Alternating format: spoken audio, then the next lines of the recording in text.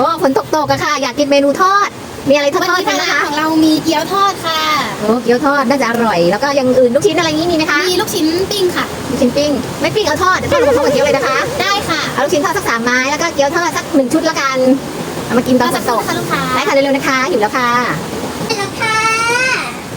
โอ้มาแล้วเกี๊ยวทอดน้ำจิ้มรสเด็ดลูก ลูก ชิ้น ชิ้นอันนี้3 ไม้แต่ว่าทางร้านเราซื้อ3 ไม้ฟรี1นะคะ แถม1โอเคขอบคุณมากเลยค่ะน่าทานจังเลย